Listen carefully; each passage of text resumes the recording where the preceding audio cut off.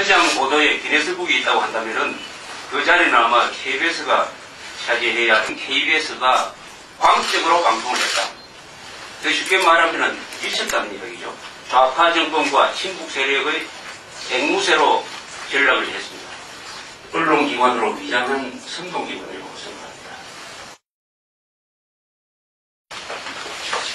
생각합니다. 저는 우선 왜 KBS를 시청료를 거부를 해야 되느냐 하는 그 이유에 대해서 우선 말씀드리려고 합니다. 간단하게 말씀드리겠습니다. 2004년 6월 10일 날 언론학회가 대통령 탄핵 관련 TV 방송 내용이라는 것을 분석을 했습니다.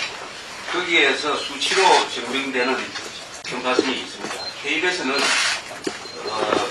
탄핵이 이루어진 이후, 탄핵 의견이 이루어진 이후 9일 동안에 시민 여론 반응이라는 것을 보도를 했습니다. 탄핵에 찬성하는 사람보다 3배나 많은 반대론자를 등장시켰습니다. 이건 3대1의 편파성입니다. KBS는 채널이 2개가 있는데 탄핵 의결 후 9일 동안에 505분 동안 탄핵 관련 방송을 했습니다. 이것은 MBC의 2배, SBS의 4배였습니다. 여론을 친노무현, 탄핵 반대로 몰아가는데 KBS가 1등 공신이었다는 이야기가 바로 여기서 나옵니다. 세 번째, KBS 뉴스 앵커는 이 9일 동안에 4건의 탄핵 반대 논평을 했습니다. 탄핵 찬성 논평은 없었죠. 4대 0의 편파성입니다. KBS가 편향적 리포트를 한 것으로 분류된 9건은 전부가 탄핵 반대 입장을 주둔한 것이었습니다. KBS는 또 국회의 탄핵 의결 이튿날 탄핵 정부 국민에게 듣는다와 대통령 탄핵 대한민국 어디로 가고 있는가에 57명을 출연시켰습니다. 그 중에 22명이 탄핵 반대 입장, 즉 친여 입장, 친노무현 입장이었고 한 명만이 탄핵 찬성 입장을 천명하는 사람을 등장시켰습니다. 이것은 22대 1의 편향성입니다. 이 2%가 여론을 보도하는데 가장 큰 역할을 했는데 이 2%에 모두 65건의 인터뷰가 소개되었습니다. 60건이 탄핵 반대, 즉 노무현 대통령을 옹호하는 입장이었고 5건이 탄핵 찬성이었습니다. 이것은 60대 5의 편파성입니다. KBS의 미디어 포커스라는 프로는 탄핵 반대자 인터뷰 7명, 탄핵 찬성자 인터뷰는 한 사람도 없었습니다. 이것은 7대 0의 편향성이었습니다.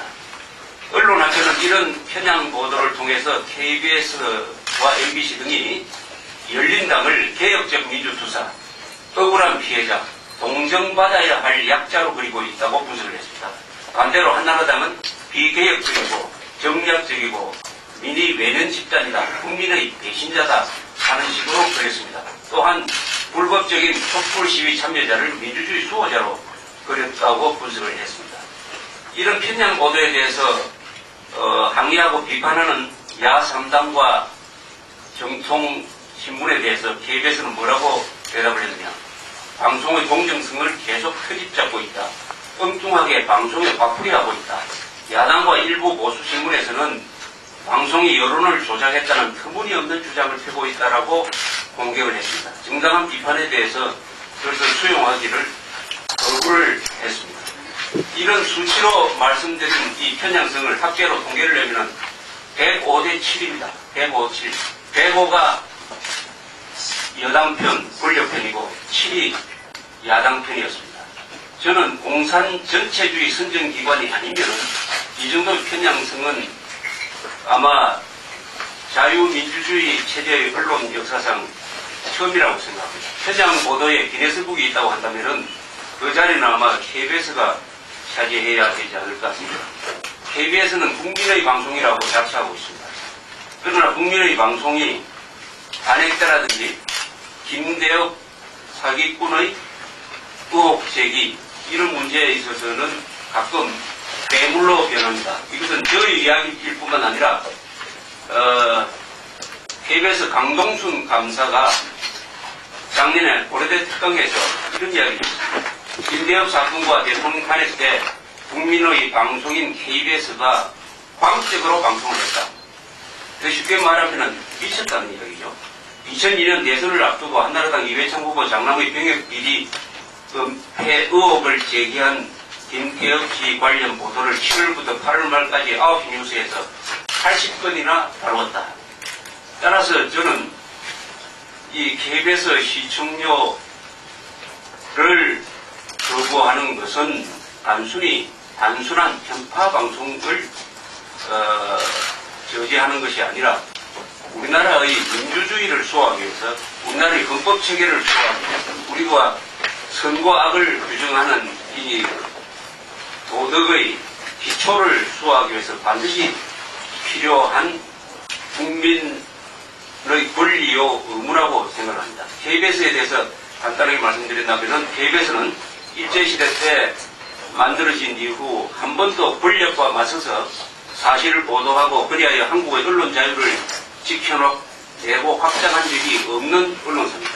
지금 KBS 기자들이 누리는 언론 자유는 자신들이 쟁취한 것이 아니고 조선 동아일보 등 이른바 보수신문들과 선배 기자들이 피땀 눈물을 쏟아부어서 만든 고투 끝에 쟁취한 것입니다. KBS는 이 피와 땀과 눈물이 어린 언론 자유를 공짜로 누리고 있습니다. 그러면서 그 언론 자유를 악용하고 있습니다. 좌파 정권과 친북 세력의 앵무새로 전락을 했습니다. KBS는 다른 사람들이 만들어준, 희생적으로 만들어준 언론 자유를 거짓말, 선동, 왜곡, 편파에 낭비하고 있습니다. 그러면서 그들에게 언론 자유를 만들어 공짜로 건네준 사람들을 저주하고 있습니다. 위선의 억치를 달리는 사장을 닮아가는 KBS는 지금 좌파 정권의 영원한이라고 생각하는 것 같습니다. 저는 70년대에 기자들 사회에서 유행했던 이런 말을 하나 인용하겠습니다. 직필은 사람이 죽이고 곡필은 하늘이 죽인다. 기자는 많은 글과 말을 남깁니다. 세상이 바뀌면은, 세상이 정상화되면은 이 말과 글이 KBS 기자들, 바로 귀하들의 무덤과 함정, 때로는 비수가 될 것입니다. 기자는 변명이 불가능한 직업입니다. 이상입니다. 지금까지 한 운동하고 제일 기본적인 차이는 이거 같습니다. 지금까지는 수신료 납부 거부 운동을 하자고 했습니다. 운동을 하자고 하는 사람도 수신료를 내면서 남보고는 수신료를 내지 말라고 하니까 이게 앞뒤가 안 맞는 거죠. 그래서 이번에 이 행사는 수신료를 안 내겠다는 사람 스스로 실천하는 운동이죠. 실천하는 사람들을 앞으로 자발적으로 참여를 많이 받아서 좀 실천하기 전 단계에 여러 가지 법률적인 단계를 밟을 계획을 합니다. 그러나 스스로 안 내는 운동, 거부 운동이라기보다는 거부 실천이라고 볼 수 있겠습니다. 그래야 이 운동을 하는 사람들이 정직하고 남한테 대한 설득력도 있을 것이고, 더구나 올해가 대통령 선거니까 KBS가 다시 괴물로 변할 수 있는 시기가 왔으니까 이런 시점에서 이런 운동을 합니다. 과거에 KBS 1980년대의 KBS의 보도의 편파성과 요새 있는 편파성은 약간 질적으로 다르죠.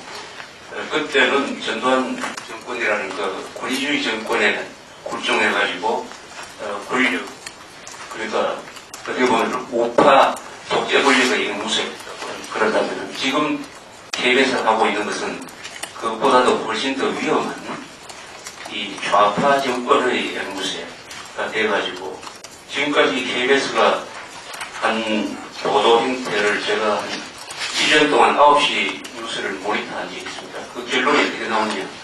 KBS 9시 뉴스를 9개월 정도 분석해 보았더니 미국과 일본은 무조건 부정적으로 보고, 북한 정권은 무작정 편들고, 북한 동포에 대해서는 냉담하고, 청와대 친북단체 정교조 민노총회에 대해서는 우호적이고, 애국 자유진영단체에 대해서는 부정적이다. 친북단체의 불법 폭력 행위에 대해서는 우호적이고, 미량의 납성물이 검출되었다고 해서 납김치라는 표현을 써가지고 생활인들을 곤란하게 만들고, 지율이라는 여성이 단식을 했는데 100일간 단식했다고 과정에서 보도를 하고, 따라서 약자는 무조건 선하고 강자는 무조건 악하다는 도식을 만들어가지고 마치 미국은 강하니까 나쁘고 김정일은 약하니까 좋다는 식으로 보도를 하고 있습니다.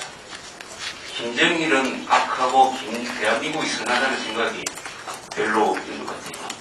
따라서 KBS에서 하고 있는 과장, 왜곡, 편파, 선동이 KBS의 체질이 돼가지고 점진적으로 단순한 뉴스 보도뿐만 아니라 일반 오락 프로라든지 라디오에 등장하는 인물들의 코멘트를 통해서 전면적으로 반사실, 사실과 반대되는 이야기를 많이 하고 우리의 헌법 정신과 맞지 않고 국론 분열도 교양을 파괴하고 언론 자유를 파괴하는, 따라서 KBS는 저는 이 KBS 기자가 계시면 좀 미안하지만